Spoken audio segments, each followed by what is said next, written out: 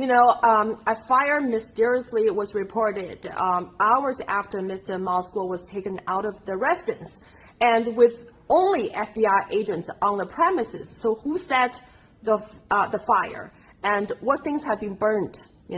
And so those are the million-dollar questions we're asking Jim Jordan, the chairman of the Select Subcommittee on the Weaponization of the Federal Government Agencies, to investigate. And we're also asking James Comer, the chairman of the House Judicial Committee and the Oversight Committee, as well as Mark Gallagher, the China Committee, to investigate who issued the search warrant on Mr. Moskwa and why raided Mr. Moskwa's home and why he's still being detained. As we speak now, Mr. Moskwa is still being held in custody.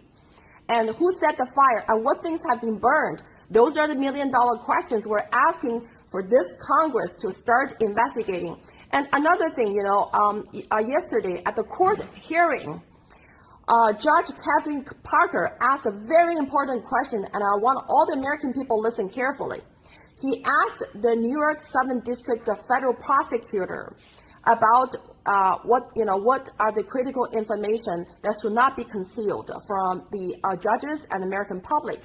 So the Southern District of New York federal prosecutor admitted in the court before a federal judge that throughout their investigation into Mr. Moskwa's case, they have made a lot of contacts with the CCP government, the Chinese Communist Party government in China.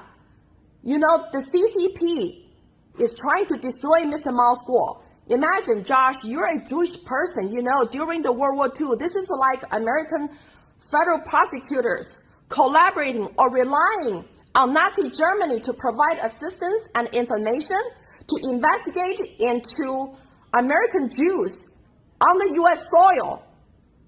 Your reactions? This is an absolute travesty and overreach, obviously, of the DOJ and the American judicial process. I mean, this is an absolute travesty, but it just goes to show how far the tentacles of the CCP have reached themselves into the American judicial process. And I'll tell you why I'm passionate about something like this. One thing I know about Miles Guo is he understood that you have to create an alternative media source in order to speak truth, in order to allow light to shine into darkness. And that's the one thing that they are most afraid of. They don't want the narrative in the media changing, because this is how they control people. And so people wonder why I'm so passionate and speak so boldly on issues like this, because the reality is that one day I'll be the next one to go to prison. I'll be the next one that they're trying to trump up charges against. I'll be the next one. And what Americans got to realize is after me, you know who they're coming for? They're coming for you.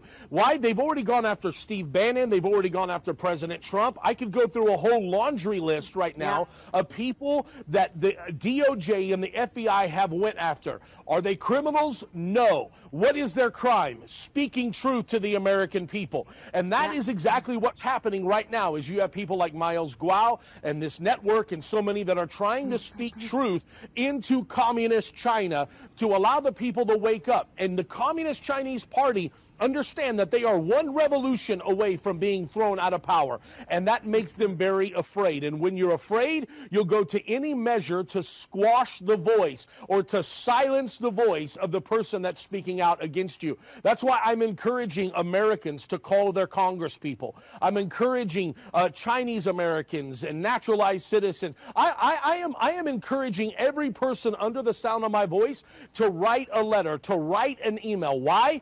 Because once they go after him, they went after President Trump, they went after Steve Bannon, they just continue on down the line. Sooner or later, they're going to come after every American person that dares to share a video on social media that they don't agree with. It's very, very scary.